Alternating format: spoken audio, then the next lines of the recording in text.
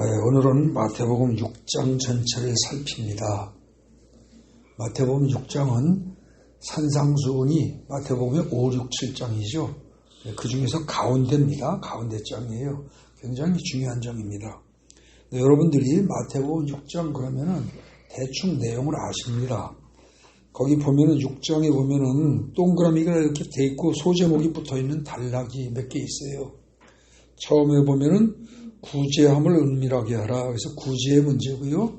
그 다음에 5절부터 보면은 너희는 이렇게 기도하라. 그래서 기도에 관한 얘기를 하십니다. 두 번째로. 그 다음에 셋째로 16절에 가면 외식으로 금식하지 말라. 그래서 금식에 관한 얘기가 나오죠. 그래서 구제와 기도와 금식 이 세 가지는 유대인들이 가장 중요하게 생각하는 신앙생활의 핵심적인 요소입니다. 그걸 어떻게 해라 하는 얘기를 하세요. 그러고 난 다음에 조금 이야기가 달라지는 것 같아요. 보물을 하늘에 쌓아두라. 그러면서 좀 다소 조금 전에 말한 구제, 기도, 금식은 구체적인 사건들을 다루는 건데 좀 추상적으로 보물을 하늘에 쌓아두라. 그런 소제목으로 19절부터 34절까지 굉장히 길다란 단락이 이어집니다. 근데 이제 거기를 보면 대충 어때요? 19절에 너희를 위하여 보물을 땅에 쌓아두라. 그리고 20절에 오직 너희를 위하여 보물을 땅에 쌓아두지 말라. 그러고서 20절에 오직 너희를 위하여 보물을 하늘에 쌓아두라. 19절 20절을 보면 요는 그거예요. 너희 보물을 땅에 쌓아두지 말고 하늘에 쌓아두라. 그 얘기예요. 그런 다음에 보물 얘기가 또 나와요. 21절에 내 보물이 있는 곳에 마음도 있느니라. 약간 다른 듯 하면서 애매한 얘기를 하고 그 다음에 22절에 가서 눈이 몸에 등불이니 그러면서 나오는데 22절, 23절이 무슨 말인지 잘 모르겠어요. 사실 이게 읽어도 이해가 잘 안 됩니다. 그 다음에 24절을 보면 어떻게 돼요? 한 사람이 두 주인을 섬기지 못할 것이니 혹 이를 미워하고 저를 사랑하거나 뭐 등등 이렇게 하면서 마지막에 하나님과 재물을 겸해서 섬길 수가 없다 이런 얘기가 나와요.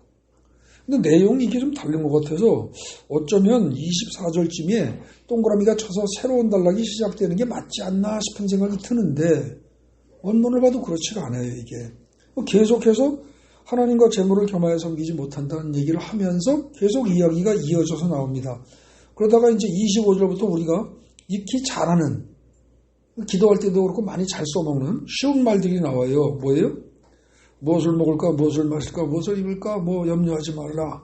뭐 그러면서 그 다음에 또 뭐가 나와요? 26절에 공중나는 새를 보라. 뭐 심지도 않고 다 알죠, 그죠? 그 다음에 또 뭐예요? 28절에 보면 들의 백합화를 봐라. 뭐 이러고 그러면서 뭐 솔로몬의 뭐 영광으로 입은 것이 꽃 하나만 갖지 못했다. 뭐 그러면서 염려하지 말아라는 이 얘기가 계속 나옵니다, 그죠? 계속해서 그게 나와요. 그러면서 나중에 보면 33절에 너희는 먼저 그의 나라와 그의 의를 구해라. 그러면 이 모든 것을 너희에게 더하시리라. 그래서 이 너희에게 모든 것을 더하시라고 할 때 모든 것이라는 게 뭔가 했더니 가만히 문장을 앞뒤로 읽어보면 앞에서 먹고 입고 뭐 등등 그런 것들이에요. 구체적인 삶에 필요한 거. 그렇게 하면서 그냥 염려하지 말어. 하나님의 나라와 의를 먼저 구하면 그런 거 하나님이 다 알아서 해주실 거야. 그러면서 마지막 34절에 내일 위하여 염려하지 말라. 내일 일은 내일이 염려할 것이요 한날의 괴로움은 그날로 족하리라. 우리 익히 아는 기절들로 끝납니다. 근데 어쨌거나 이 6장을 읽어보면 이 6장이 크게 거기 소제목이 4개 붙어있는 만큼 구제와 기도와 금식과 그리고 마지막에 보물을 하늘에 쌓아두라라는 얘기를 하면서 마지막 결론은 뭐예요? 그의 나라와 그의 일을 구하라. 그러면 하나님이 네 필요는 다 채워주실 거다. 염려는 절대 하지 마라. 이걸로 끝났다는 거죠. 그래서 크게 4가지 단락이 4개로 되어 있으니까 그렇게 이해를 한단 말입니다. 근데 사실은 이게 지금 잘못된 거예요. 소제목들을 잘못 붙여놔서 그래요. 잘 보십시오. 꼼꼼히 잘 보세요. 6장 1절에 동그라미가 없죠, 표시가. 2절부터 동그라미 표시가 나와요. 2절부터 단락이 시작되는 거예요. 그럼 1절이 하나가 한 단락이란 뜻이에요, 이게. 그러면 6장 1절 보세요. 사람에게 보이려고 그들 앞에서 너희 의를 행하지 않도록 주의하라. 그리하지 아니하면 하늘에 계신 너희 아버지께 상을 받지 못하느니라.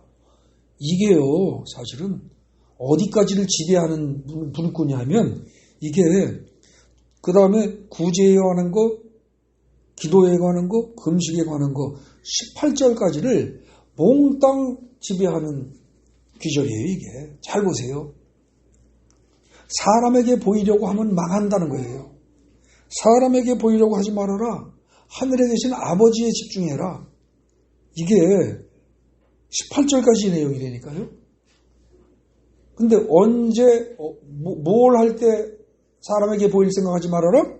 구제할 때, 기도할 때, 그리고 금식할 때. 그때 사람 의식하고 하면 망한다. 하나님께 집중해라 이겁니다. 간단히 얘기하면. 예? 그러니까 6장 1절을 사람에게 보이려고 그들 앞에서 너희의 의를 행하지 않도록 주의해라. 근데 예를 들어서 언제다? 구제할 때, 예? 기도할 때, 금식할 때. 그 세 가지는 하나님 앞에서 의를 행하는 것이라고 말할 수 있어요. 좋은 거예요. 하나님이 원하시는 거고. 근데 그걸 할 때 사람을 바라보고만 망한다. 절대 그러지 말아라. 그 얘기입니다. 그래서 6장 2절에 그 6장 1절에 구제함을 은밀하게 하라 그랬잖아요. 그 소제목이 사실은 2절 앞에 가서 붙어야 되는 거죠. 아시겠습니까? 2절 앞에. 그래서 구제할 때 은밀하게 해라. 그러면은 하나님이 갚아주신다. 그 다음에 5절도 가면 어떻게 돼요? 기도할 때 외식하는 자같이 하지 말아라. 외식이라는 말은 뭐예요? 바깥만 장식한다. 바깥만 치장한다 그거예요. 그러니까 겉만 번지르르하게 기도한다 그 소리예요. 그렇게 하는 거 하지 말아라. 그러면서 그 다음에 사람에게 보이려고 기도하길 좋아하는데 이런 사람들은 이미 상 받았다. 이미 하나님이 응답해 줄 필요가 없다는 거예요. 더 이상 칭찬해 줄 필요도 없고 상 줄 일도 없고. 왜? 자기네 목표가 사람에게 인정받는 거니까. 구제도 남들에게 인정받고 저 사람은 저렇게 구제를 많이 해. 이런 소리 들으려고 하는 구제는 이미 그 사람 받을 거 다 받은 거라는 거예요. 남들에게 존경받았으니까 칭찬받았으니까. 그 다음에 금식도 마찬가지예요. 16절에 보세요. 너희 외식하는 자들 같이 슬픈 기세 보이지 말아라. 이 외식한다는 말이 지금 2번 나왔죠. 어디서? 5절에서 한 번 나오고 16절에서 나오고요. 이 외식한다는 말이 오늘날엔 잘 안 쓰는 표현이에요. 그죠? 근데 이걸 오늘날에 잘 쓰는 표현으로 말하면 이걸 뭐라고 말할 수 있는 거예요? 위선을 떨지 말아라 그 얘기입니다. 위선 떨지 말어 그 얘기예요. 그래서 결국은 어떻게 되냐? 구제, 기도, 금식이라는 2절 단락, 5절 단락, 16절 단락이 공통점이 뭐예요? 사람에게 보이려고 해서는 안 된다. 구제를 하든 기도를 하든 금식을 하든 사람에게 보이려고 해서는 안 된다.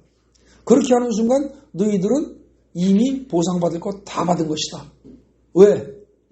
너희의 관심이 사람한테 칭찬받고 인정받는 거 아니냐? 저 사람은 구제 많이 해. 기도로 훌륭하게 잘해. 금식도 40일 금식을 했대. 뭐 이런 식으로 인정받는 거. 그게 목표인 사람은 거의 끝났다는 겁니다. 하나님이 갚아주고 보상해 줄 일이 하나도 없다는 거예요. 그러니까 그렇게 하는 구제와 금식과 기도는 하나님이 보시기엔 뭐예요? 하나만 하라는 겁니다. 하나만 하예요. 그렇게 해서 6장 1절부터요. 18절 단락까지가 크게 한 덩어리입니다. 크게. 그래서 마태복음 6장은요. 전반부와 후반부로 반으로 딱 갈라지는 거예요. 18절까지를 전반부로 보고 근데 그 전반부 전체를 요약한 게 뭐라고요? 어디라고요? 1절이란 말입니다. 1절. 1절이 굉장히 중요한 거예요. 사람에게 보이려고 그들 앞에서 너희의 의를 행하지 않도록 주의해라. 이게 핵심입니다. 이게. 그 다음에 19절부터 나오는 단락이 있죠. 19절부터. 여기서 19절 이하 전체의 핵심은 뭐예요? 이게 19절과 20절 앞에 나오는 그 전반절이에요. 너희를 위하여 보물을 땅에 쌓아두지 말라. 오직 너희를 위하여 보물을 하늘에 쌓아두라. 이게 핵심이에요. 이게. 그러니까 이건 대충 무슨 얘기겠어요? 이 세상 것에 관심을 두고 이 세상 것에 치중하면 어떻다? 끝이다예요. 끝이다. 에? 하늘의 것에 신경을 써야 된다. 하늘의 것에. 그래서 19절, 20절 이게 지금 말하자면 핵심입니다. 어떻게 보면 결론이에요. 결론은 앞에 툭 던진 거예요. 그러니까는 마태복음 6장은요, 사실은 크게 두 덩어리로 되어 있는데, 앞덩어리는 6장 1절에 결론을 두 갈식으로 딱 먼저 제시한 거고, 그 다음에 19절, 20절에 가가지고, 뭐라고요, 거기? 보물을 땅에 쌓아두지 말고 하늘에 쌓아둬라 하고 결론을 먼저 확 던진 거예요, 이게. 그렇게 하고, 19절 이하는요, 이제 어떻게 되냐면은, 보물을 하늘에 쌓아둔 사람과 땅에 쌓아두려는 사람의 차이를 얘기하는 겁니다, 지금 이게. 잘 읽어보십시오. 잘 읽어보세요. 그 이하가 그 얘기예요, 사실은. 근데 이제 그걸 갖다가 굉장히 추상적으로 하면서 아주 간략히 한마디씩 탁탁 던지고 와서 이해를 잘 못할 수가 있죠. 그걸 좀 따져보겠습니다. 다만 그걸 따지기 전에 22절 읽어보세요. 거기 뭐라고 돼 있어요? 눈은 몸의 등불이니, 좀 애매해요. 눈이 몸의 등불이에요? 이게 무슨 뜻이야, 이게? 좀 애매해요, 그죠? 근데 그 다음에 더 어려운 게 나와요. 그러므로 내 눈이 성하면 온몸이 밝을 것이요. 근데 성하면 밑에 각주 보면 순전하면 이렇게 돼 있어요. 눈이 성한 게 뭐고 눈이 순전한 게 뭐예요? 이게 이해가 안 되죠? 이해가 안 돼요, 이게. 또 영어 성경을 읽어보면요, 이 부분에 대한 단어가 굉장히 다양해요. 다 달라요. 일치하지 않아요. 그 다음에 23절에 보면 눈이 나쁘면 그랬어요. 눈이 나쁘면 온몸이 어두울 것이니. 그러면 이거에서 눈이 나쁜 건 뭐예요, 이게? 시력이 나쁜 거예요? 분명히 그건 아닐 겁니다, 그죠? 그럼 눈이 성하면 이거는 뭐예요? 눈이 하나가 장님이거나 뭐 그렇지 않다는 얘기예요? 아니에요, 이거는. 시력과 관계없고요. 육신의 눈과 관계없어요. 그러면은 눈이 성하면과 눈이 나쁘면이 대비되는 건 분명히 알겠는데 이게 무슨 뜻이냐는 거죠. 이걸 갖다가 해석할 방법이 없어요. 근데 이게 사실은요, 이게 히브리어에서 유대인들의 말에서 관용어구예요, 이게. 그렇기 때문에 이걸 해석을 하려고 들면 이상해져요.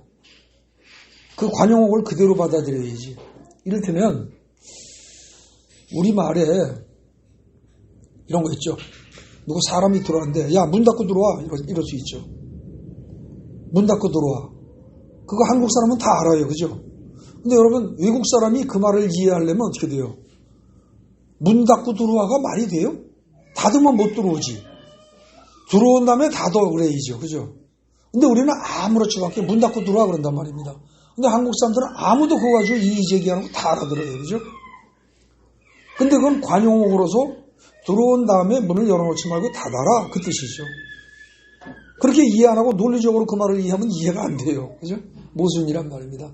근데 지금 여기서 좋은 눈, 나쁜 눈, 혹은 악한 눈, 선한 눈, 이런 말을 쓰는데,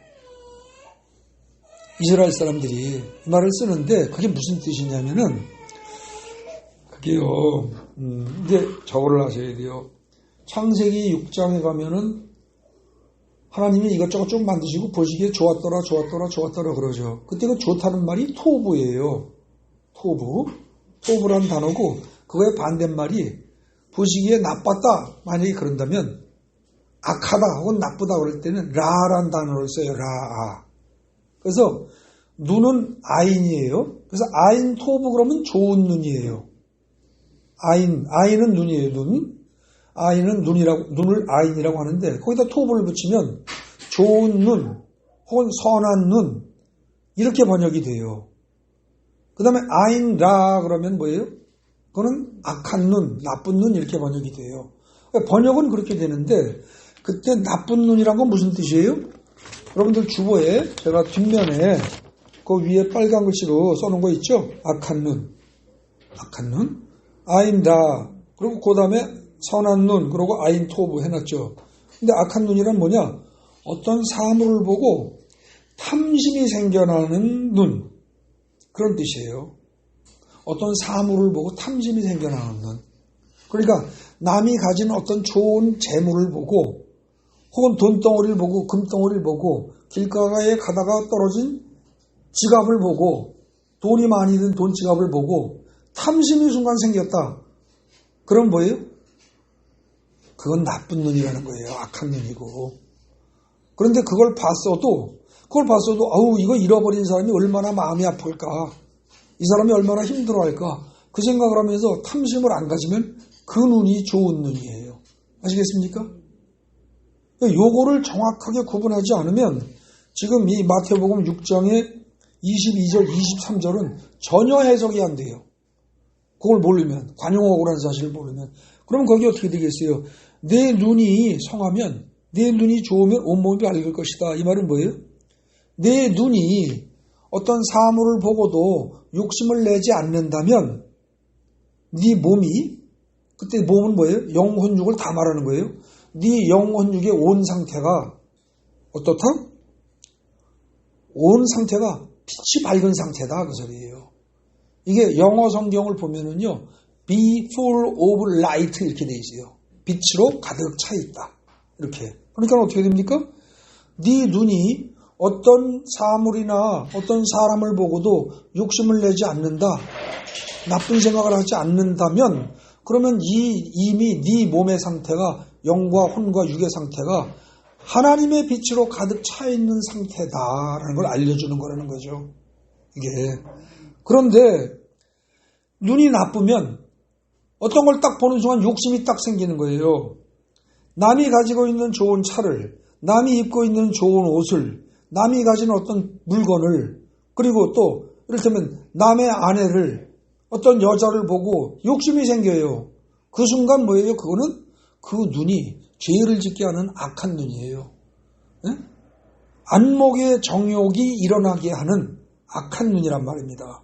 차라리 안 봤더라면 그런 욕심이 안 생길 텐데 봤더니 이게 욕심이 확 생겼다. 그러면 그건 뭐예요? 나를 병들게 하는 나쁜 눈이라는 거죠. 이해되시죠? 네, 그런 의미입니다. 22절, 23절에는 그 성한 눈과 나쁜 눈이라는 게 일단 그 정도를 알고 이제 넘어가시면 됩니다. 그래서 아까 19절 이하는요, 간단히 얘기하면 뭐다? 너희가 어떻게 된다? 이 세상을 살면서 너희가 보물이라고 생각하는 게 뭐냐 이겁니다. 너 자신이 각 개인들에게 묻는 거예요. 너 자신이 보물이라고 생각하는 게 뭐야? 그랬을 때 자, 21절 보세요. 내 보물이 있는 곳에 내 마음도 있다는 거예요. 그렇죠. 여러분들 하루 종일 마음이 어디가 있습니까? 하루 종일 마음이 어디가 있어요? 돈에 가 있는 사람은요, 돈을 보물이라고 생각하는 사람이에요. 자기가 좋아하는 거, 하루 종일, 어떤 남자가 하루 종일 여자 생각만 하고 산다? 이 여자, 저 여자만 눈에 보인다? 그럼 그 사람은 여자를 보물로 생각하는 사람이에요. 그런데 남자를 보물로 생각하든 여자를 보물로 생각하든 하루 종일 자식만 또 생각하는 사람, 그건 어떻게 돼요? 자식이 보물이라는 거예요. 근데 물론 어린애를 키우는 엄마로서는 하루 종일 애한테 눈이 가 있는 게 정상이에요. 그걸 탓하는 건 아니에요. 그런데 클 만큼 컸고 다 될 만큼 됐는데도 하루 종일 자식만 생각을 한다. 그거는 하나님은 그렇게 칭찬 안 하세요. 애가 어렸을 때야 당연히 엄마가 하루 종일 신경을 써주고 키우고 해야 되겠죠. 저렇게 조그만 애는 하루 종일 신경 써주지 않으면 안 돼요. 그죠? 그건 정상인데 제가 다 커서 어른이 되는데도 하루 종일 자식에게 모든 관심이 다 가 있다. 그거는 뭐예요? 사실은 사랑이 아니고 집착이고 하나님은 그거 원하지 않는 거예요. 네. 그래서 근데 사실 극복하기는 힘들죠. 그게. 그러다 보니까 하나님이 나중에 뭐예요? 아브라함한테 이삭을 바치라는 그런 테스트를 하시죠. 그죠? 근데 어쨌거나 세상에 무엇이 됐든지 간에 하루 종일 내가 관심이 가고 있는 것이 있다면 그게 내 보물인데 그것이 하나님 나라에 관한 것이냐 세상 나라에 관한 것이냐를 구분하라는 겁니다. 그걸 구분해 보라는 거예요. 내 생각이 하루 종일 어디가 있는가. 내가 맡은 일을 열심히 하는 것도 좋아요. 좋은 일이에요. 근데 하루 종일 그것만 생각하면 어떻게 돼요? 하나님이 그거 별로 기뻐 안 하세요. 일하려고 태어난 건 아니거든요. 그것도 아니에요. 그래서 뭐에 치중하지 말고 뭐에 치중해라? 1절에서 사람들 눈 의식하지 말고 사람의 눈 의식하지 말고 뭐에 신경을 써라? 만약에 누구의 눈을 의식해야 한다면 하나님 눈을 의식해라 이겁니다. 그죠? 1절에서. 그 다음에 19절 20절에서 너희가 보물이라고 생각하는 귀하게 여기는 게 세상에 관한 것이냐? 하나님 나라에 관한 것이냐? 그죠? 세상에 관한 것이냐? 하나님에 관한 것이냐? 그거 잘 따져봐라 이겁니다. 그게 지금 마태복음 6장이 전체가 말하는 주제예요. 이게.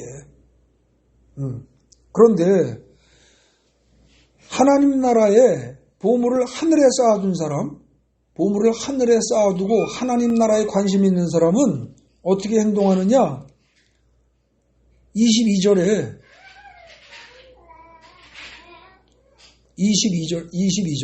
눈이 성해요. 눈이 성해요. 좋은 눈을 가지고 있어요. 그래서 세상의 물질이라든지 이런 걸 봐도 세상 걸 봐도 욕심이 안 생긴다는 거예요. 오히려 돈 보따리를 주셨으면은 와 횡재했네. 누가 보는 사람 없나? 챙겨야지. 카메라 찍히는 거 없나? 챙기고 도망가야지. 이 생각을 하는 게 아니라 이거 잊어버린 사람은 얼마나 가슴이 아플까. 그죠? 오히려 그렇게 생각을 한다는 거죠. 그런 사람이라면 그거는 하나님 나라에 관심이 있기 때문에 세상에 관한 건 관심이 없을 수밖에 없다는 거죠. 그런 눈이 착한 눈이에요. 좋은 눈이고요. 그 다음에 그 반대로 하루 종일 그냥 돈만 생각하고 하루 종일 뭐 횡재할 것만 생각하고 이런다면 그건 뭐예요? 세상 것에 관심 있는 거기 때문에 그건 눈이 뭐예요? 나쁜 눈이라는 거예요. 이거를 알면은 찔릴 사람 많아요. 그죠? 참 찔릴 사람 많아요. 그래서 눈이 몸의 등불이라는 말은 뭐냐면요. 눈이 몸의 상태를 밝혀주는 등불 역할을 한다는 거죠. 자, 여러분들 방에 깜깜한 밤중에 여러분들이 살고 있는 방일지라도 불이 나가면 물건이 뭐가 있고 뭐가 어디 있는지 다 알아요? 모른단 말입니다. 더듬어야 돼요. 그죠? 근데 불이 켜지면 방 안의 상태와 무엇이 있고 무엇이 없고 다 알 수 있잖아요.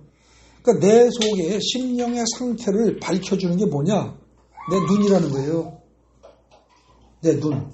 뭔가 딱 보는 순간에 욕심이 딱 생겼다 그러면 뭐예요? 내 심령 상태가 속에 욕심으로 더러운 것으로 죄악으로 시꺼멓다는 얘기고 뭔가 딱 봤는데 욕심이 전혀 안 생겨요. 예? 그러면 뭐예요? 내 심령 상태가 하나님의 밝은 빛으로 꽉 차 있다는 거예요.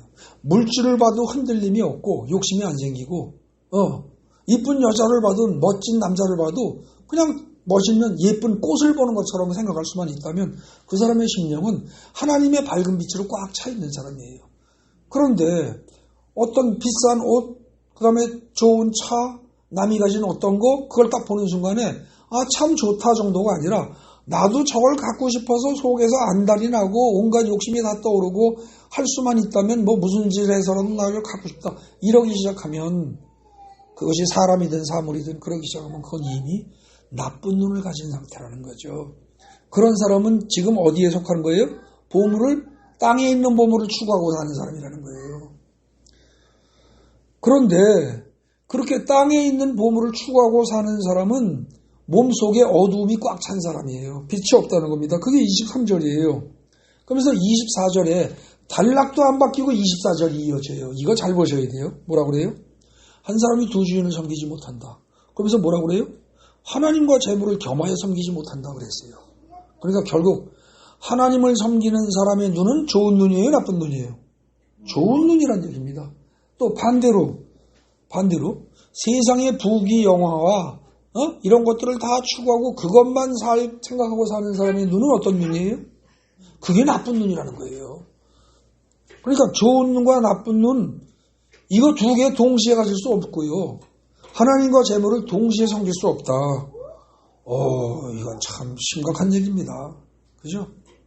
여러분들 마태복음 6장에 여기 23절, 22, 3, 4절 여기 읽으면서 19절부터 24절까지 아까 우리가 본문으로 읽은 이 부분을 읽으면서 그런 느낌이 와야 정상인데 이거를 잘못 이해하니까 아리송하고 뭔지 모르고 넘어가는 거예요. 근데 참 감사할 일은 24절에 뭐라고 그랬어요? 두 주인을 섬기지 못한다 그러면서 혹 이를 미워하고 저를 사랑하거나 혹 이를 중이고 저를 경히 여김이라 그랬죠. 그러니까 하나님은 하나님만 사랑하고 물질은 완전히 무시해라 지금 그거예요? 그건 아니에요. 우리가 물질을 좋아하는 것도 이해는 해준다는 겁니다. 그 대신 주인으로 섬긴다면 어떻게 해야 한다? 하나님을 주인으로 섬기고 물질은 어떻게 해라? 물질은 너희가 좋아할 수는 있다. 그 대신 그걸 섬겨서는 안 된다 이거죠. 그죠? 섬겨서는 안 된다예요. 근데 진짜 물질을 섬기면 곤란한 거죠. 그러니까 사실은 어떻게 됩니까? 주일 예배를 나올 것이냐, 돈벌이를 알바라도 갈 것이냐, 그럴 때 알바를 간다는 건 사실은 그건 하나님의 입장에서 보기엔 어때요?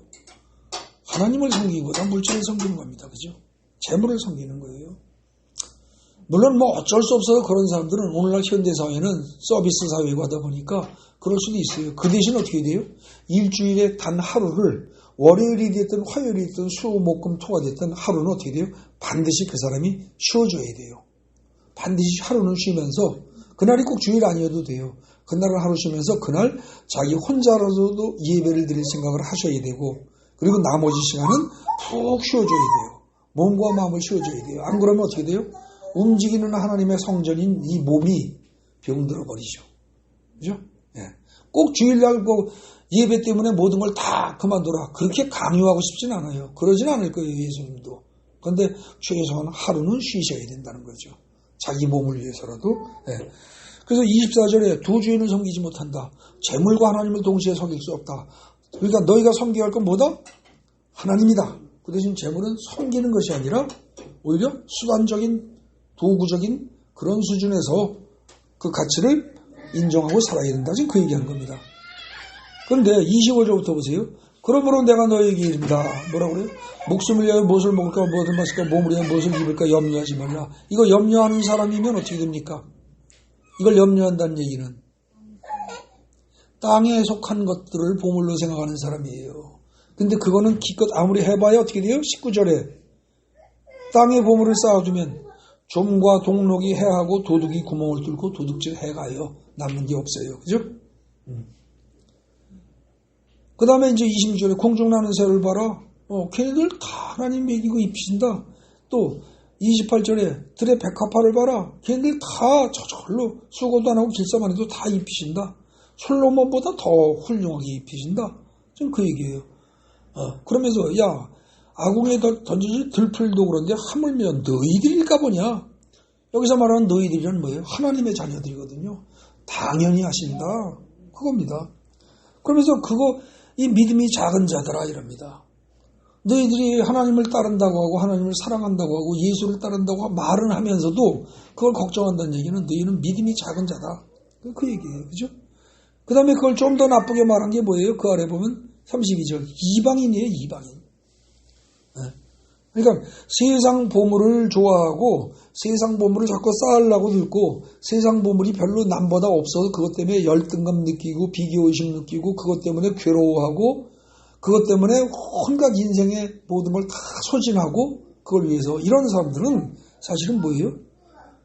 좋게 말하면 믿음이 작은 자고 좀 나쁘게 말하면 33절에 나오는 32절에 나오는 이방인이라는 거예요. 그러면서 이 사람들은 뭐예요? 맨날 무엇을 먹을까 마실까 입을까 이거 가지고 걱정하고 산다는 거죠.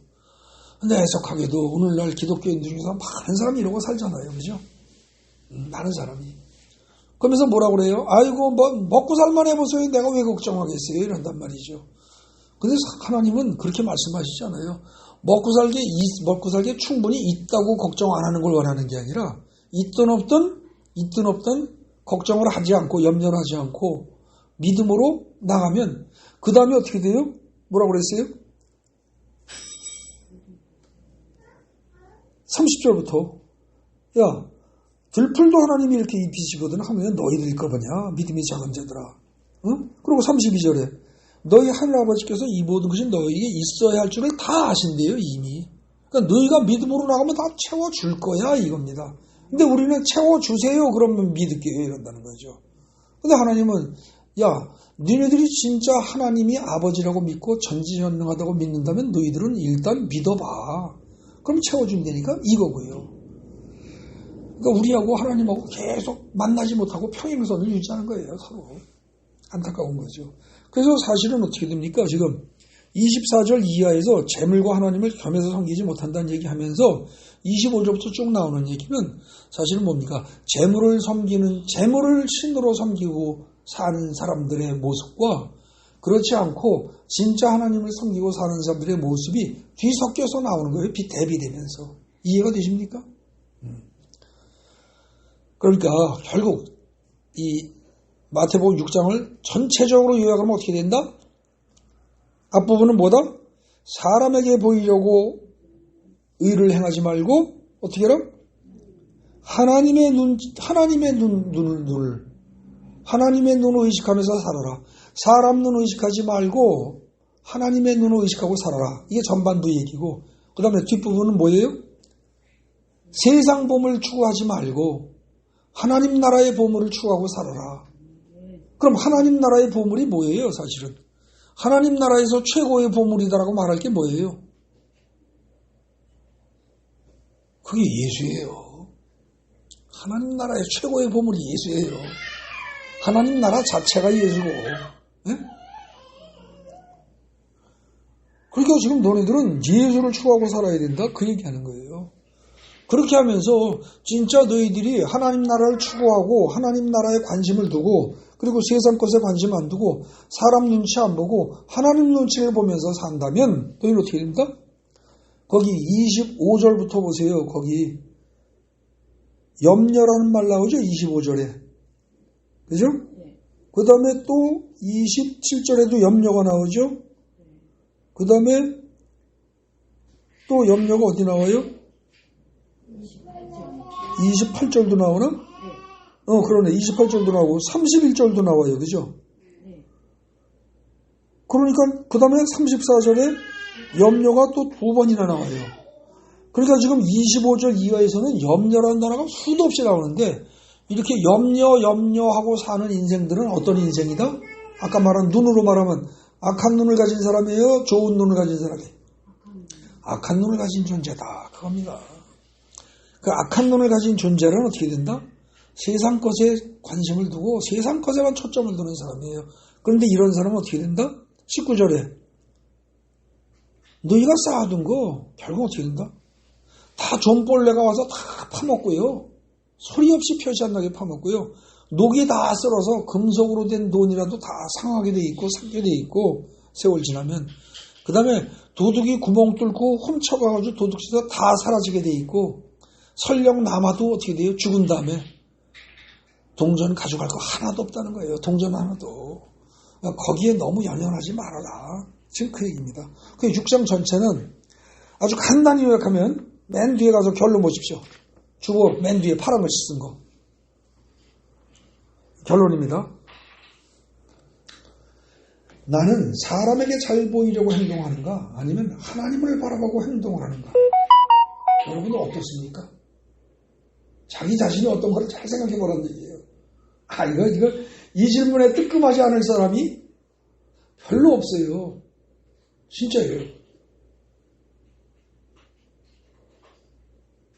나는 사람을 의식하고 살아가는가? 하나님을 의식하고 살아가는가?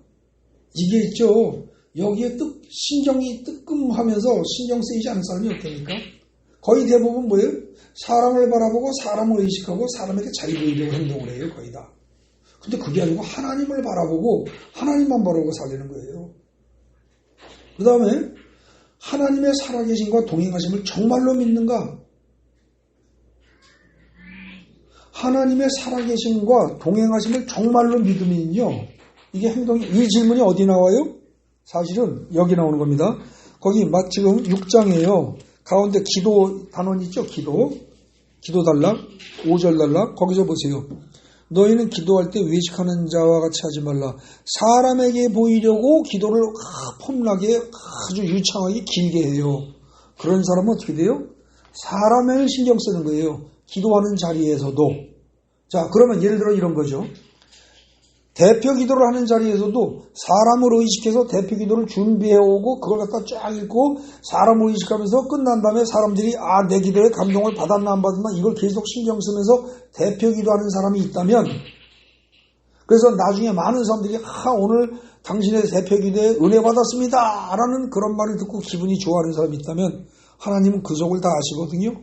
그럼 그 자리에 와서 예배 자리에 앉아 계신 하나님이 저놈은 대표기도를 한다고 하면서 나를 바라보고 하는 게 아니라 사람을 바라보고 하고 있구나. 그러면 어떻게 돼요? 하나님은 내가 개무시당하고 있구나 이렇게 생각하겠죠. 굉장히 하나님 불쾌하게 만드는 거예요. 그죠? 그 다음에요. 7절에 보세요.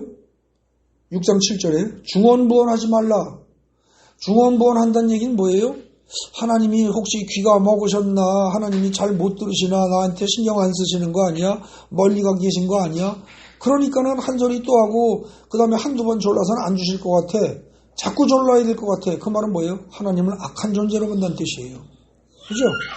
그러니까 결국 하나님은 선하신 분이요 전지전능하신 분임을 인정 안 한다는 뜻이에요. 중언부언하는 기도는. 그러니까 이건 어떻게 됩니까? 하나님 개무시하는 거라니까 이것도. 그죠? 그 다음에 또 뭐 있어요? 주기도 그렇게 해서 주님이 가르쳐 주신 기도문이 그 중간에 보면 우리가 해야 할 일이 뭐가 있어요? 우리에게 죄 지은 자를 사하여 준 것 같이 우리 죄를 사하여 주시고 그랬죠. 그럼 우리에게 죄 지은 자를 사하여 준다. 이게 쉽게 해서 용서해 준다는 얘기거든요. 내가 다른 사람을 용서한다는 거예요. 허허. 이게 세상에 주기도문의 내용 보면 인간이 할 다른 건 없어요. 딱 한 가지가 남에 대한 용서예요. 그죠? 이거를 얘기를 하는데 내가 남을 용서를 안 해. 그러고서는 할렐루야 그러고 아멘 그래. 그럼 어떻게 돼? 야, 내가 너희한테 요구한 딱 한 가지 그것도 안 하는 놈이 무슨 놈의 아멘이고 할렐루야냐. 이러지 않겠어요?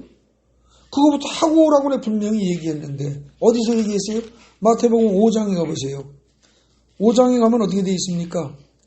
22절부터 형제에게 노하고 형제에게 라가라고 하고 형제에게 미련놈이라 하는 놈들 이거 지옥불 들어간다. 그러니까 23절에 뭐라고 해요? 예물을 제단에 드리려다가 형제의 원방 드릴 만한 있거들랑 예물 제단에 놔두고 예배가 중요한 게 아니야 지금. 그거 놔둔 채 가서 어떻게? 형제와 화목하고 그 후에 와서 예물 드려라. 남 용서할 거 용서하고 화목할 거 화목하고 그러고서 제 예배 드리고 뭐 해라. 지금 이거예요.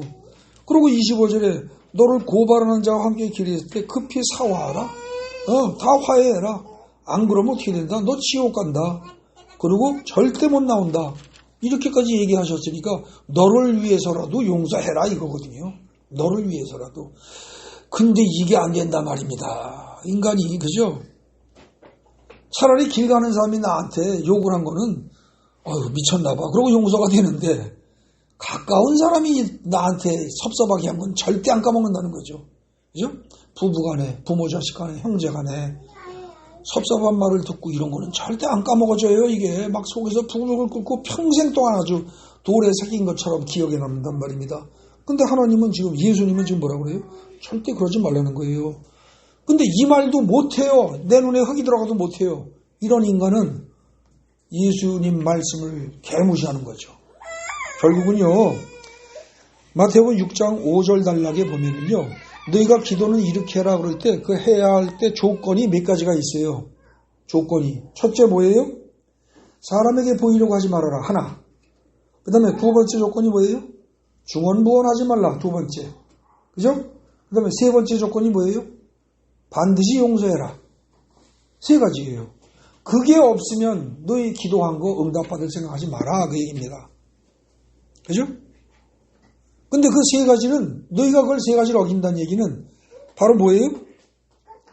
내가 존재하고 있어도 나를 무시하는 행동이고 사람 신경 쓰고 한다는 게. 그 다음에 뭐예요? 또 중언부언한다는 얘기는 내가 있는데 나를 귀머거리 내지는 한두 번 졸르고 땡깡 부리지 않고는 안 들어줄 나쁜 존재로 이해한다는 뜻이고. 그죠? 그 다음에 뭐예요? 용서하라고 했는데 안 하는 건 내 말을 완전히 개무시하는 거고. 자, 뭘로 따져도 너희들이 나를 무시하는 행동이다. 그러니 내가 어떻게 들어주겠니? 그 얘기입니다. 네.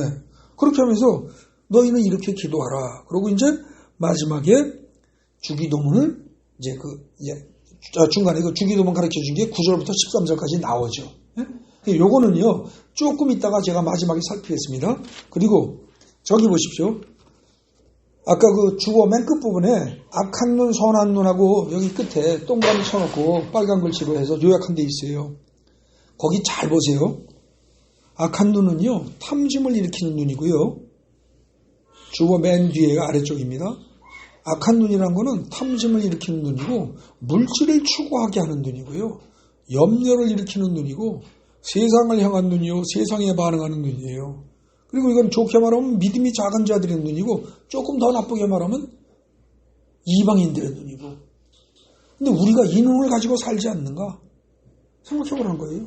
그 다음에 선한 눈은 탐심을 일으키지 않는 눈이고 하나님의 나라와 의를 구하는 눈이고 평강을 주는 눈이고 하나님을 향한 눈, 하나님에 반응하는 눈이에요.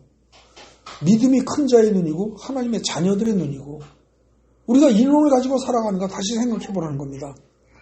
그래서 다시 아까 결론을 와서 결론의 둘째 줄입니다. 하나님의 살아계심과 동행하심을 정말 믿는다면 하나님의 말씀에 정말로 순종하고자 한다면 주기도문처럼 기도하라는 거예요. 주기도문 한 것처럼. 네? 그 마태복음 6장의 둘째 단락에서 기도는 이렇게 하라 하는 것처럼 하라는 겁니다. 그 다음에 이제 19절 단락 이하 거기가 또 나는 무엇을 보문이라고 보고 있는가? 나의 눈은 탐욕에 반응하고 이끌리는가 아닌가? 나의 눈은 어디를 바라보고 있는가? 무엇을 바라보고 있는가? 나에게 욕심이나 염려가 있다면 그건 뭐예요? 이미 나한테 염려가 있고 나한테 욕심이 있다. 그러면 그건 뭐예요? 내 눈이 악한 눈이라는 거예요. 내 눈이 이미 내 마음의 눈이 잘못된 거예요. 그렇기 때문에 내 마음의 눈 자체를 바꿔야 되고요. 그 다음에 내가 바라보는 시선이 달라져야 돼요. 세상 것에서 하나님의 것으로, 세상 나라에서 하나님의 나라로 그래야 한다는 거예요. 어둠이 아닌 빛에 반응하는 눈으로 바뀌어야 돼요. 예? 욕심이 딱 뭔가 보는 순간 욕심이 생겨났다는 얘기는 내 속에 시커먼 마음이 들어있다는 거예요. 어둠에 반응한 거예요, 그거는. 근데 그게 아니고 하나님에 반응한다면 하나님은 빛이시기 때문에 빛이 들어와 있으면 욕심이 생길 수 없다는 거죠. 그래서 어둠이 아닌 빛에 반응하는 눈으로 바뀌고 사람이나 세상이 아니라 오로지 하나님을 향한 눈으로 바뀌어야 된다. 전체적인 내용을 간단히 요약하면 뭐예요? 사람 눈치 보지 마라. 사람 의식하지 마라. 물질에 욕심내지 마라. 물질을 보물이라고 생각하지 마라. 그 대신 오로지 하나님만을 바라보고 하나님만을 목표로 하나님만을 기쁘게 하고 오로지 하나님만 생각하고 살아라. 그게 마태복음 6장의 전체 요지입니다. 예? 마태복음 전체를 그렇게 이해를 하셔야 돼요. 그러면 아까 염려 얘기 많이 나오고 공중나는 새와 들에 있는 백합화 그 얘기 뭐냐? 하나님만 바라보고 사는 사람이라면 그건 저절로 되게 돼 있다는 겁니다. 근데 내가 그러지 못하고 염려와 걱정이 있고 불안하고 등등 그런 생각이 자꾸 든다면 그건 내 마음의 눈이 이미 딴 데로 가 있기 때문이니 너 자신을 되돌아봐라 그 얘기예요. 우선 그거를 잘 아시고요. 이제 중요한 거 마지막 주기도문 그 부분 살펴보겠습니다. 거기 주기도문 보세요. 주보에 요약한 거 보십시오. 기도할 때 사람에게 보이려고 하지 말아라. 이건 외식이다. 위선이다. 오히려 골방에 들어가서 은밀하게 기도를 하면 하나님이 너희 기도하는 거에 다 갚아주신다. 그리고 이방인들처럼 중언부언하지 말아라. 하나님은 전지전능하신 분이기 때문에 너희 구하기 전에 너희가 필요한 것 이미 다 하신다. 다 하신다. 그러니까 중언부언 한마디씩만 해도 족하다. 그것만 해도 족하다. 경우에 따라서 말 안 해도 안다. 지금 그 얘기예요. 그러면서 그러므로 너희는 이렇게 기도하라 해요. 다 하시고 너희들에게 필요한 거 다 하시고 하니까 그러니까 너희 이렇게 기도하라. 그런 다음에 9절 10절부터 해서 13절까지 쭉 보면 거기에 여러분들이 필요한 거 달라고 쓰라고 말하라고 돼 있어요 없어요? 없죠. 그러니까 사실은 우리의 머리털도 헤아리시고 우리의 마음속의 근심과 걱정과 고통의 모든 소리를 다 이미 듣고 보고 아시는 하나님이 너희 필요한 거 다 한다. 그러니까 그거 일일이 얘기 안 해도 요 기도만 잘해라 그 얘기입니다. 요 기도만. 그런데 이 기도도 아무 생각도 안 하고 그냥 입으로만 나불나불 그냥 숨 한번 크게 들이쉬고 요걸 갖다가 그냥 20초도 안 되게 그냥 잽싸게 다다다다다 하고 나가면 그게 중언부언입니다. 그러니까 그러지 말고 어떻게 해야 돼요? 이 기도문의 말뜻을 자꾸 생각을 하면서 차곡차곡 생각하면서 천천히 읽으면서 천천히 생각하면서 그렇게 하면서 기도를 하라는 거예요. 그러지 않으면 이것도 중원번하게 돼요. 그래서 그 말뜻을 잘 생각을 해야 되는데 그러려면은 이게 원문 번역에 충실하게 번역을 해놓는 게 좋아요. 그래서 제가 그 다음에 원문에 아주 충실하게 한 겁니다. 근데 그렇게 해놓으니까 말이 오히려 좀 어색할 수 있어요. 근데 이게 왜 필요하냐? 하나하나 제가 살펴보겠습니다. 첫째, 하늘에 계신 우리 아버지요. 이렇게 되어 있는 걸 정확하게 하면요. 그 하늘들에 계신 우리의 아버지요. 이렇게 하는 게 좋습니다. 이게 왜 그러냐? 히브리인들은요. 원래 하늘 그럴 때 히브리인들이 생각하는 건 최소한 세 가지입니다. 그게 뭐예요? 새가 날아다니고 요즘식으로 하면 비행기가 날아다니는 정도까지의 하늘. 그게 하나고요. 그 다음에 그걸 벗어나서 그 해와 달과 별이 존재하는 하늘. 그게 두 번째예요. 첫 번째 하늘은 우리가 영어로 스카이라고 그러죠. 그 다음에 두 번째 하늘은 스페이스라고 그래요. 우주. 그런데 세 번째 하늘이 있어요. 그게 뭐예요? 하나님이 계시는 영적인 하늘이에요. 그거는 어디인지 몰라요. 굳이 꼭 얘기하면 그거보다 더 벗어난 더 높은 곳에 있을 것 같은데 꼭 그것만은 아니에요. 그 우주를 벗어난 것처럼 생각해서 하나님은 꼭 그 멀리 계신다. 그건 아니고요. 하나님은 의외로 지금 여기에 이 자리에 와 계실 수도 있어요. 차원이 다른 거예요. 차원이. 그러니까 우리가 보통 생각하는 하늘은 공간적으로 존재하는 하늘인데 하나님이 계시는 하늘은 영적으로 존재하는 하늘이에요. 그렇기 때문에 차원이 다른 거죠.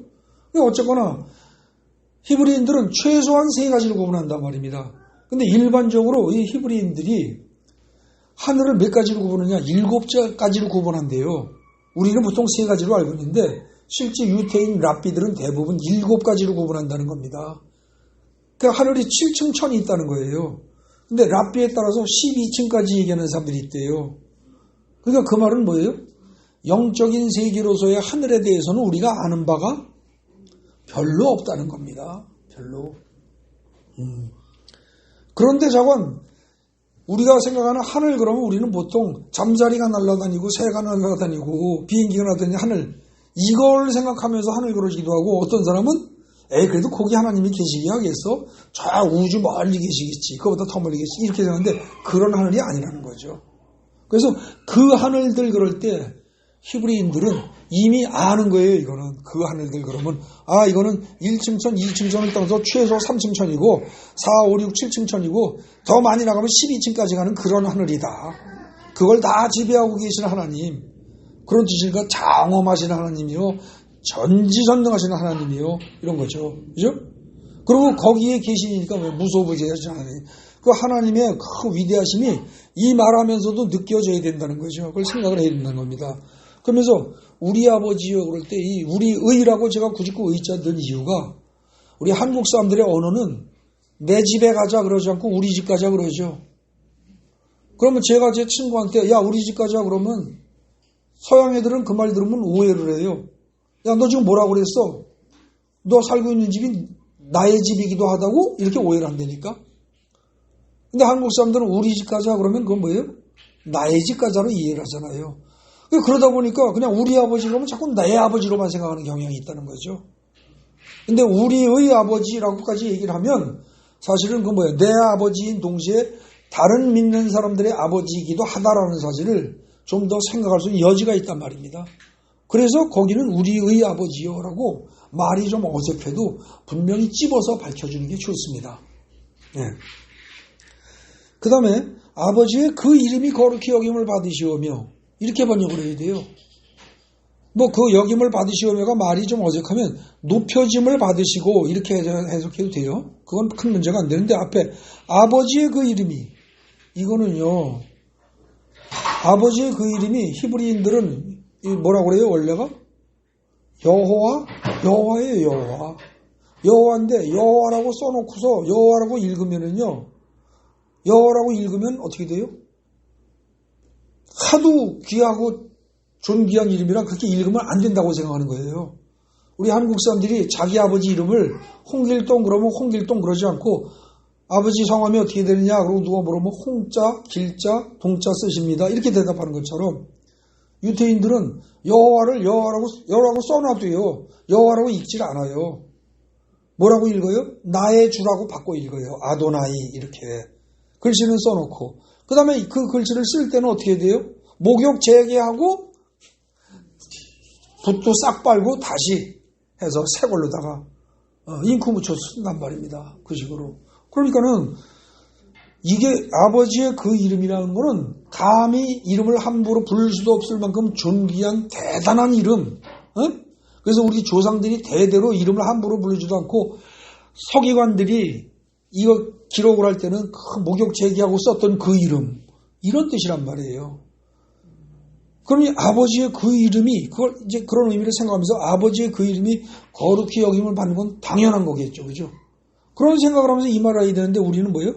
이름이 거룩히 여김을 받으시오며 뭐 이름이 거룩히 여김을 받는 건 또 뭐야? 그것도 왜 이름이 이렇게 중요해? 이러고 만다는 거예요.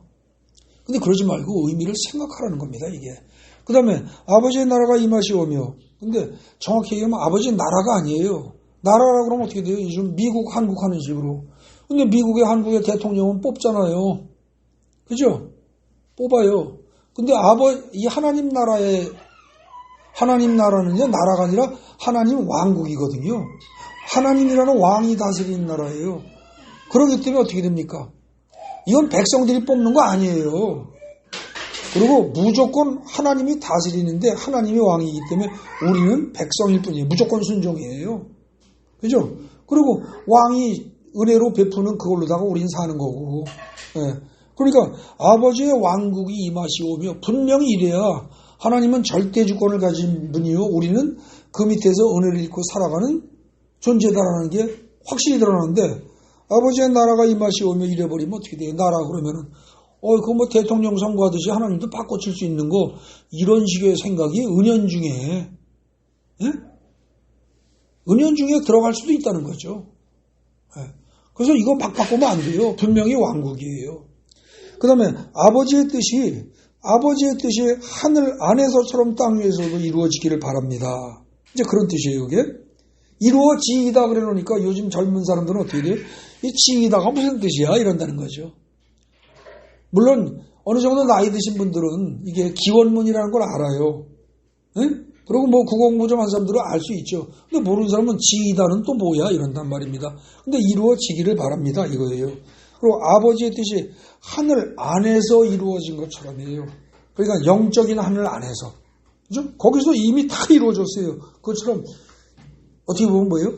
우리 인간들이, 죄 많은 인간들이 바글거리고 사는 이 땅 위에서도 그게 이루어지길 바랍니다. 그런 의미가 살아나야 돼요. 이 주기도문을 읊으면서 그게 머릿속에서 떠올라야 돼요. 이게 스쳐 지나가야 된단 말입니다. 오늘 우리에게 일용할 양식을 주시었고 이 말을요. 이걸 가지고 영적인 양식까지 포함하는 거다라고 확대 해석하는 사람들도 많이 있어요. 근데 아무리 봐도 본문은요. 사실은 육적인 양식을 얘기하는 것으로 봐야 돼요. 이거는. 육적인 양식에 국한되어 있습니다. 원문으로 하면 빵입니다. 그냥 빵 혹은 떡이에요. 네. 그걸 주시고 그 다음에 참 이게 묘해요. 우리가 우리에게 빚진 자들을 사하여 준 같이 우리의 빚들을 사하여 주옵시고 기존 성경에는 뭐라고 되어 있어요? 죄를 사하여 준 같이 우리의 죄를 사하여 주옵시고 그랬어요. 그죠? 근데 원문을 보면은요. 이 단어는 아무리 봐도 그냥 빚으로 해석해야 합니다. 빚이에요. 빚. 죄가 아니고. 그러니까 이건 어떻게 돼요? 앞에서 11절도요. 아주 구체적으로 먹을 거예요. 먹을 거. 물질적으로 먹을 거예요. 육신적으로 먹을 거예요. 그 다음에 하나님이 우리에게 일용할 양식을 계속 그때그때 공급한다면 우리가 가지고 있는 돈을 남에게 빌려줬어. 남에게 빚을 남이 어디서 나에게 빚 줬어요. 그런데 그 빚진 자들에게서 그 빚을 내가 받을 생각을 해라 하지 말아라. 하지 말라는 거예요. 이게. 허허 참. 왜요? 애당초 네가 남에게 빌려줬다는 그 돈이라는 게 그 재물이라는 게 하나님이 너에게 먹을 걸로 주신 일용할 양식이잖아. 남는 거 그거는 네 거 아니야. 다 하나님 거지. 근데 그거 좀 남한테 뭐 주고서 뭐 이자까지 받으려고 들어. 그러지 말라는 거예요. 그렇게 해서 빚진 자들에게 이자까지 갚으려고 들지 말고 그냥 줘버리는 자들. 그래서 재물에 관해서 아주 관용적으로 행동하는 자들, 그런 자들에게 우리가 하나님에게 빚진 걸 하나님은 다 탕감해 준다는 거예요. 우리가 하나님에게 빚진 게 뭐가 있어요? 뭐 수도 없어요. 이 세상에 태어난 것, 생명을 가지고 살고 있는 거, 지금도 죽지 않고 팔다리 멀쩡하게 살고 있는 거, 숨 쉬는 거, 심장 뛰는 거, 여러분이 노력해서 심장 뛰어요? 여러분이 노력해서 숨 쉬고 살아요? 아니잖아요. 이거 다 하나님한테 빚진 거예요, 사실은. 하나님은 우리에게 생명을 주시고 살면서 너희가 이렇게 살기를 바란다 하고 원하시는 게 있어요. 근데 그대로 안 살고 우리 뜻대로, 우리 욕심대로 살면서 그게 사실은 다 하나님한테 빚진 거거든요. 근데 그거 하나님이 야, 빚 갚어 안 그러신다는 거예요. 뭐만 하면 너희가 남한테 빚진 거 가지고 남 빚 가지고 달라 소리만 안 하면, 그러니까 하나만 너희가 양보하면, 하나만 마음 너그럽겠으면 나는 1000개, 10,000개, 10,000,000개를 내가 다 덮어줄게. 지금 그 얘기예요. 그러니까 이건 굉장히 고마운 얘기죠. 그러니까 거기서요, 죄라고까지 할 것도 없어요. 구체적으로 빚진 거로 생각하시는 게 맞습니다. 네. 그럼 그렇다고 해서 그 다음에 그러면 죄의 문제나 이런 건 없느냐? 아니에요. 13절이 뭐예요? 우리를 시험에 들게 하지 마시옵고, 이게 만약에 빚에 관한 문제라면 어떻게 돼요?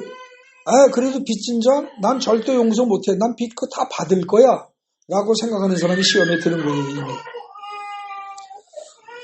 그런 생각하지 말고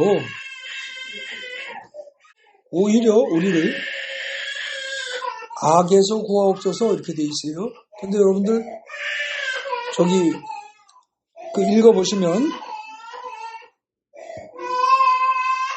여러분 성경의 각주 보세요. 성경의 각주 보시면 거기 뭐라고 돼 있어요? 악에서 하는 부분에 각주 번호를 보고 찾아가면 악한 자에게서라고 나와요. 악한 자에게서. 그래서 그 본문은요, 악에서라고 번역할 수도 있고 악한 자에게서라고 번역할 수도 있어요. 둘 다 가능해요. 그런데 원문을 놓고 문맥상 어느 게 더 좋은가를 꼼꼼히 따지면서 읽어보면은요, 이거 헬라어를 아는 사람들이라면 거의 악한 자에게서라고 번역하는 게 훨씬 더 좋다는 걸 알 수가 있어요. 그러면 이걸 갖다가 만약에 악에서 구하옵소서 그러면 어떻게 돼요? 그냥 악에 빠지지 않게 하옵소서 이런 뜻이죠. 그죠? 근데 악한 자에게서 구하옵소서 이렇게 되면 어떻게 돼요? 악한 자라는, 히브리인들이 말하는 악한 자는 뭐예요? 곧 사탄이에요. 그죠? 그러니까 사탄의 손아귀에서 건져주세요. 이게 그 뜻이란 말입니다. 그러니까 이 말은 뒤집어 얘기하면 뭐예요? 우리의 일상적인 삶은 사탄이 항상 우리를 갖다가 낚아채려고 항상 노리고 있다 이런 뜻이에요. 우리의 삶은 영적 싸움이야. 어떤 면에서. 그래서 거기를 우리를 시험에 들게 하지 마시옵고, 다만이 아니고 그건 정확히 얘기하면 오히려입니다. 오히려 우리를 악한 자에게서, 즉 사탄에게서부터 구해주세요. 그런 기도예요. 이거를 만약에 악에서 구하옵소서 그러니까 그냥 악이라는 추상명사로 쓱 생각을 해가지고 우리가 선행만 하면 되지 이러는데, 사실은 이건 악한 자에게서 우리를 구해주셔서 이러면 어떻게 됩니까? 우리의 삶 자체가 영적 전쟁이다. 예? 그런 의미가 훨씬 강하게 나타나죠. 그게 드러날 수 있단 말입니다. 악한 자에게서 건져주세요. 그럼 우리의 삶을 악한 자가 항상 노리고 있다는 걸, 그걸 얘기해주는 말이 된다는 거예요. 그래서 이런 것들을 곰곰이 잘 생각하면서, 그러니까 여러분들이 그러니까 뭔 거예요? 남을 용서하지 못하고, 특히 물질적으로 남에게 베풀지 못하고, 그리고 나만 챙기면서 남에게 빌려준 건 악착같이 다 받아야 된다고 생각을 하고, 그러면서도 내가 남에게 갚을 건 안 갚고 그런 사람이 있다면 그 사람은 사실은 뭐예요? 시험에 들어있는 사람이고, 그 사람은 그건 뭐예요? 사탄에게 사로잡힌 사람이라는 뜻이에요. 이게. 그래서 그러지 않게 해주세요, 봅니다. 그리고 마지막의 번역이 또 그게 좀 그래요. 마지막의 번역이 나라와 권세와 영광이 영원히 아버지의 것입니다 그랬는데, 그것도 정확히 얘기하면요, 앞에 왜냐하면 뭐뭐이기 때문이다가 붙어있는 거예요, 이게. 왜냐하면 그 왕국과, 나라가 아니에요. 그 왕국과 그 권세와 그가 붙어 있어요. 그 영광이.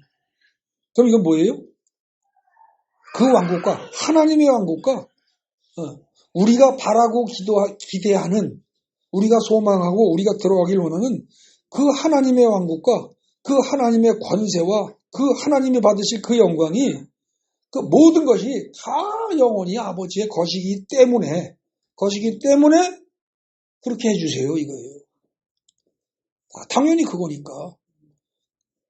그래서 지금 이걸 갖다가 잘 이해를 하셔야 돼요, 이거를. 그렇게 하고서 기본 그것에 충실하게 해서 그라는 거 글자 붙은 거 하나도 빼지 말고, 하늘들 이런 것도 그냥 빼지 말고, 우리말로 부드럽게 해서 이해하려고 들지 마시고 오히려 고지식할 정도로 원문에 충실하게 이해를 하면서 왜 이렇게 말을 썼을까?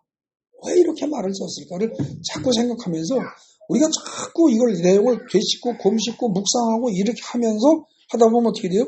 주기도문 요것만 가지고 한번 쭉 읽으려면 요거 몇 초 걸리겠어요? 얼마 안 걸리거든요. 20초, 30초면 좋게요.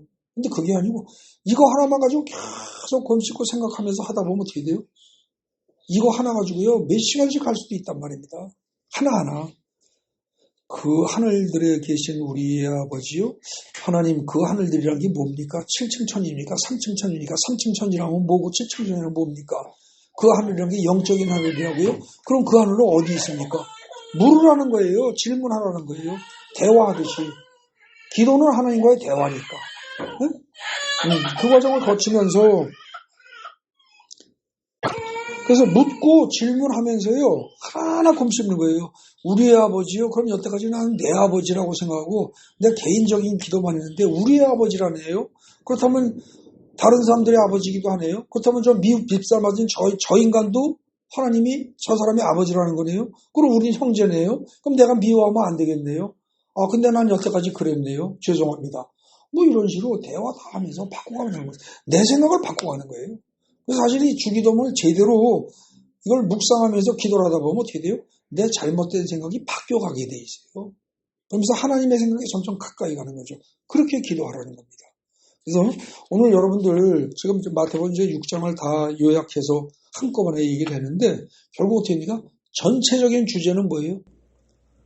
세상 사람 바라보고 세상 눈치 보던 네 시선을 하나님 쪽으로 고정시켜라. 그리고 세상의 물질에 재물에 꽂혀있는 네 시선을 하나님 쪽으로 돌려라.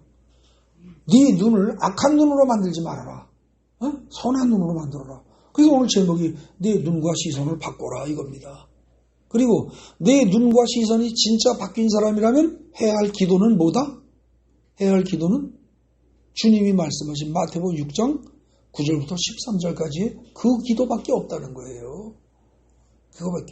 그것만 다 하면 그러면 아이고 먹고 사는 문제도 그렇고 이것저것 뭐 병 든 것도 있고 이런저런 현실적인 문제도 있고 그런 것들은 어떻게 하고요?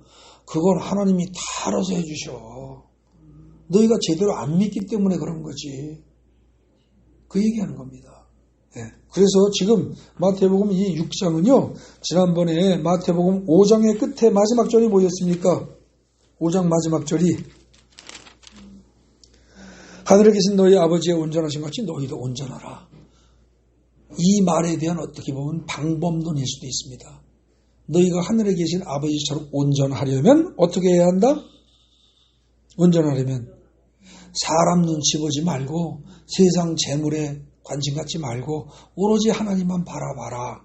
그러면 하나님이 다 해결해 주신다. 그리고 그러기 위해서 너희가 가장 잘해야 될 게 뭐냐? 기도를 바르게 해야 되는데 기도할 때 조건이 뭐뭐? 조건이 세 가지가 있어요. 뭐라고 그랬어요? 사람 의식하지 말고 중언부언하지 말고 용서부터 하고 그러고 기도해라. 그럼 하나님이 다 알아서 해주신다. 네? 그 얘기입니다. 자, 오늘 본문을 제대로 이해하시고 여러분들이 신앙생활에 큰 변화가 있기를 예수님의 이름으로 축복하며 부탁드립니다.